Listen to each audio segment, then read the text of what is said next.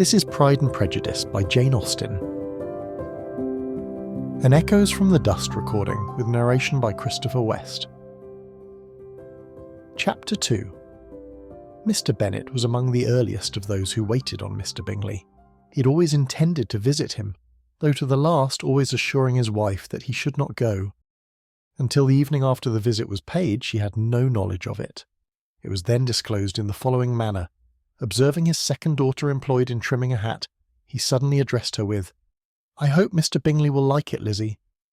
"We are not in a way to know what Mr. Bingley likes," said her mother resentfully, "since we are not to visit."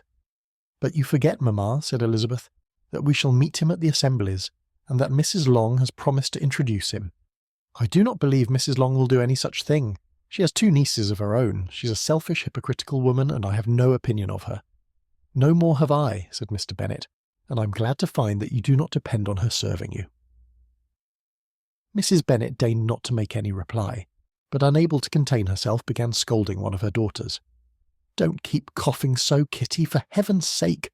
Have a little compassion on my nerves, you tear them to pieces."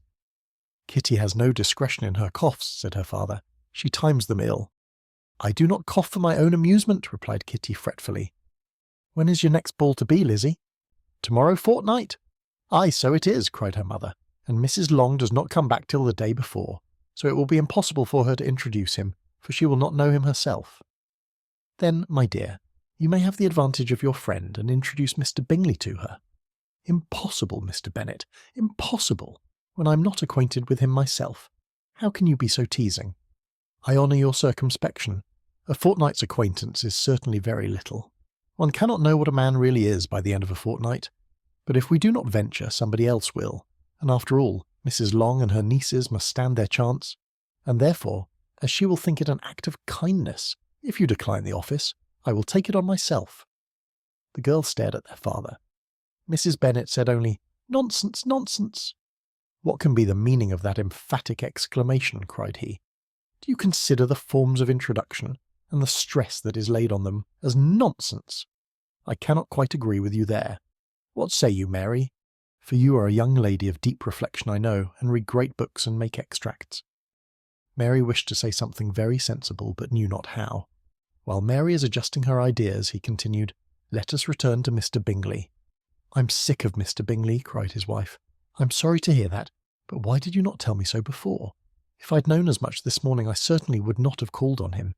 It is very unlucky, but as I've actually paid the visit, we cannot escape the acquaintance now." The astonishment of the ladies was just what he wished, that of Mrs. Bennet perhaps surpassing the rest, though when the first tumult of joy was over, she began to declare that it was what she had expected all the while. "How good it was in you, my dear Mr. Bennet!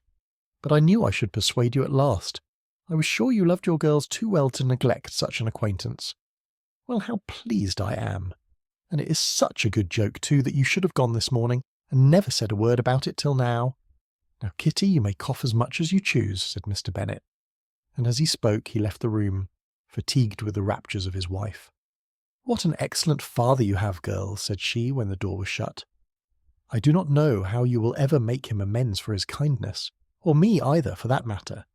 At our time of life it is not so pleasant, I can tell you, to be making new acquaintances every day, but for your sakes we would do anything. Lydia, my love, though you are the youngest, I dare say Mr. Bingley will dance with you at the next ball." "Oh," said Lydia stoutly, "I'm not afraid, for though I am the youngest, I'm the tallest." The rest of the evening was spent in conjecturing how soon he would return Mr. Bennet's visit, and determining when they should ask him to dinner. This is Pride and Prejudice by Jane Austen. An Echoes from the Dust recording with narration by Christopher West and music by Cody Martin.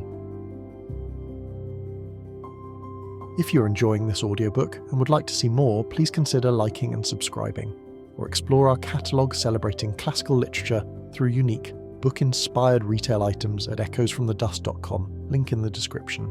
Discover elegant gifts, decor, apparel and stationery, inspired by timeless works like Pride and Prejudice, perfect for book lovers, collectors, and anyone seeking to bring literary classics into modern life. Thank you